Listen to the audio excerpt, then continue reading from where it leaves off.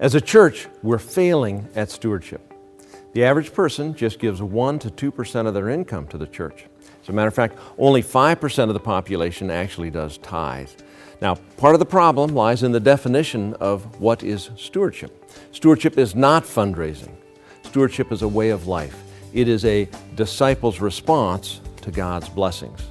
Now, my favorite scripture about stewardship comes from 1 Peter 4:10, which says, "As each of us has received a gift, use it to serve one another as good stewards of God's varied grace." The most important thing we'll talk about during this presentation is the system that you can implement in your church today to create a year-round culture of stewardship. Our research tells us these are the 7 things that you need to do to stimulate generosity of time, talent, and treasure in your church.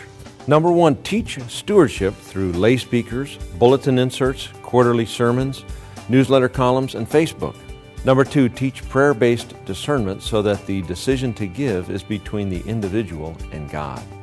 Number 3, structure episodic volunteer opportunities so that every person can participate in a meaningful ministry experience. The thing that surprised me was that it was an all-inclusive means to engaging a congregation in stewardship, not just raising money, not just capital campaigns, but to really digging down and getting people involved from the heart in stewarding the resources that God has given them for the church.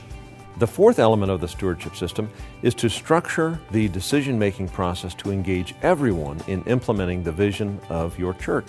Number 5, organize numerous social activities because the research says belonging brings belief. It's the connected member who gives generously.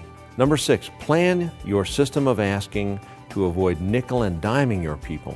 Base the decision to give on prayer, not pressure. The 7th and final element of the stewardship system is to thank your contributors profusely. The less involved individuals seem to need the thanks the most. Only about 30% of Catholics and about half of Protestants actually give to their churches. So our level of participation is astonishingly low. One of the key things is not about just soliciting funds, but getting people engaged, getting their whole body and mind to volunteer and become engaged in the vision of the church. And then you want to invite people to put their hands in the clay to help you form and mold that vision.